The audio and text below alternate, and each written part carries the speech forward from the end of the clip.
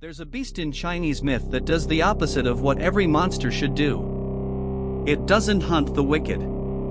It hunts the good. When Qiongqi sees a righteous man, it bites off his head. When it sees a liar, a traitor, a man who's hurt others and gotten away with it, the beast rewards him with a fresh victim of his own. A creature that punishes goodness and pays evil its wages.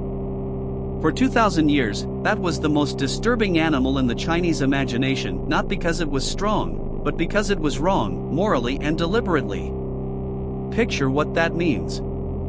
You're a villager in 1000 BC, and the myth says, the honest one, who feeds the widows, who tells the truth even when it costs them, is the one the beast comes for. The cheat, the thief, the man who buried the evidence, he's the one it gifts. So the thing you'd expect to fear the villain, fears the saint instead. The moral compass of the world, inverted on purpose. Here's the part that should unsettle you: the West has never heard this name. A beast this specific, this ancient, this genuinely sickening in its logic, and almost nobody outside China knows it exists. Because the story of Qiongqi is also the story of what a culture does when it suspects the universe isn't on the side of the good, and what it builds to explain that suspicion. For 2,000 years, this beast was treated as fact. Let's find out what it was really built from. So what does the wrongness actually look like? The classic of mountains and seas can't decide. In one chapter, Qiongqi is shaped like an ox, covered in bristles like a hedgehog, and it bellows like a barking dog. In another, it's a tiger, but a tiger with wings, and it eats people starting at the head. Same name, two completely different bodies. And that contradiction is the first clue: this is not a creature someone saw. It's a creature everyone feared, and fear draws badly.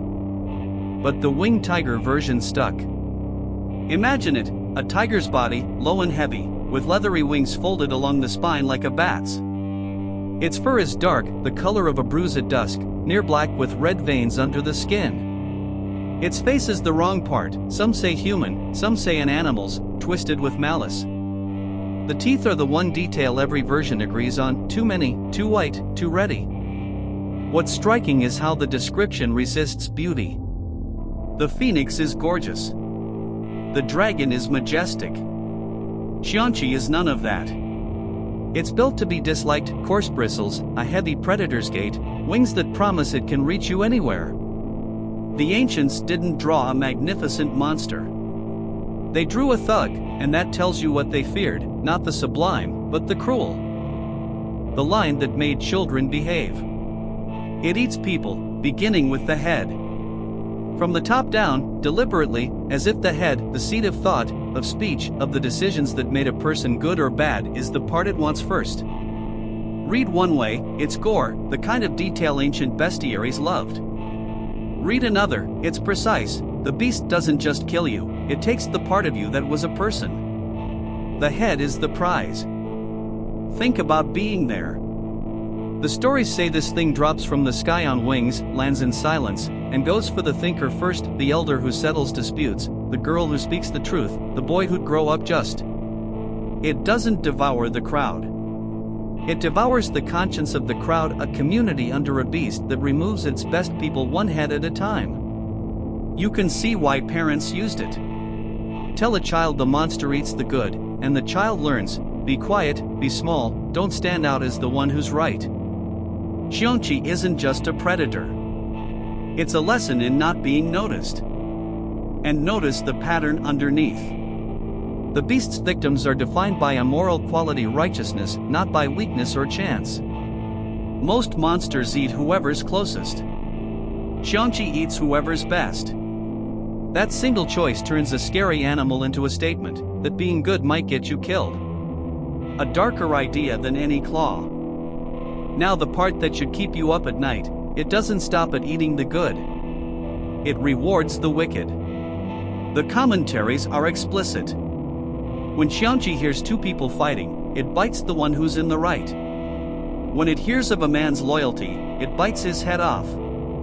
But when it meets a villain, a traitor, a cheat, it doesn't kill him. It gives him a gift. Often the gift is a fresh victim, so the wicked man can do his worst.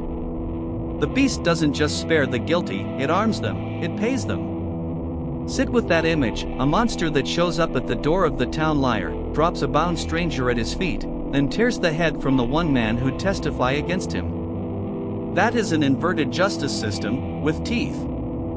The beast becomes the crooked judge, the rigged court, the bribe that works, made flesh and wing. This is what it looks like when the world's verdict is backwards. Why would anyone invent that? Because sometimes the world's verdict is backwards, and people need a shape for it. When a good man is ruined and a bad one thrives, the only way to keep believing the world makes sense is to name the unfairness, to give it an owner. Qiongqi is the name we give to the part of life that refuses to reward the good, so we don't admit the universe stopped keeping score.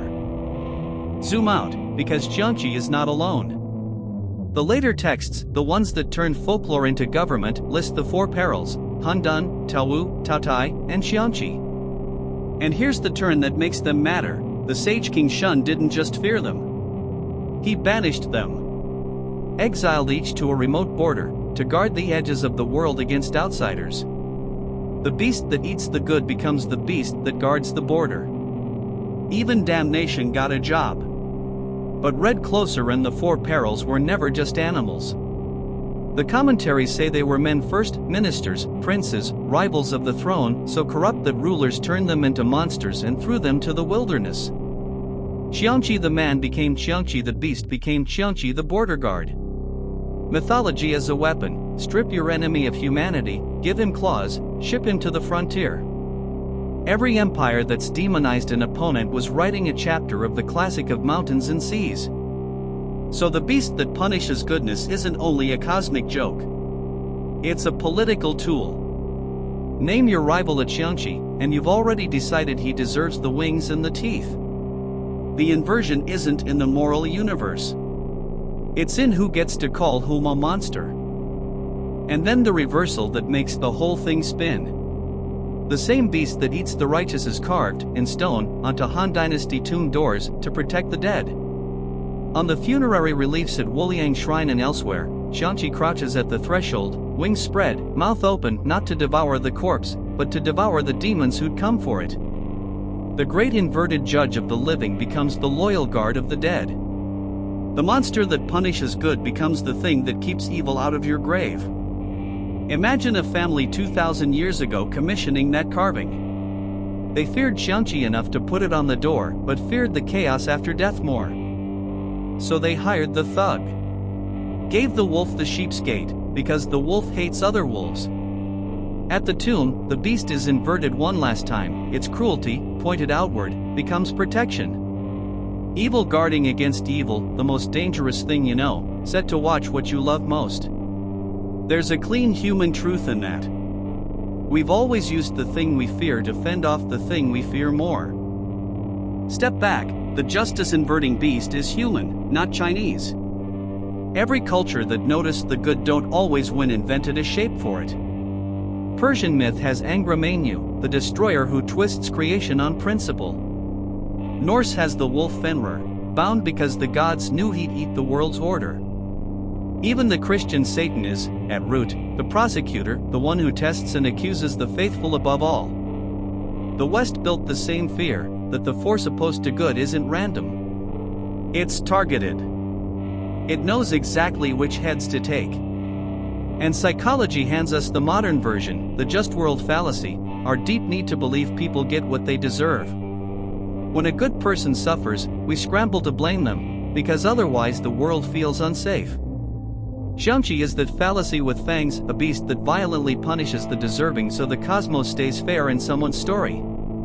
The ancients carved their anxiety into a beast. We repress ours into a bias we don't notice we hold. Sane dread. One has wings, the other has a resume. Show people a world where the wicked prosper, and they'll invent a reason the victim deserved it, or a beast that proves the world keeps score, backwards. The beast isn't prophecy. It's the shape we give to what we can't accept, that no one is keeping score, and the good lose anyway. So which Qiongqi is real? The winged tiger of a 2,000-year-old book, eater of the good, gift giver to the wicked, carved in the end to guard the dead, or the shape our own minds still reach for when the world's verdict comes back wrong? Maybe both. The ancients saw a beast that explained why the righteous fell. We see the same dread in science and politics instead of fur and wings. The beast didn't change. We did, and somehow kept needing it. From a monster that bites the honest man's head, to a bias we still can't name, Qiongqi outlasted every dynasty, the villages that feared him, the kings who banished him, the carvers who set him on the tomb. And so did his question, every time a good person loses and a bad one wins, when the verdict comes back backwards, are you seeing the world or the part of yourself that needs a monster to blame? Next time, another beast from the classic of mountains and seas. Until then, if you ever hear the story of the good man who fell, and feel the old urge to ask why, you already know which beast is listening.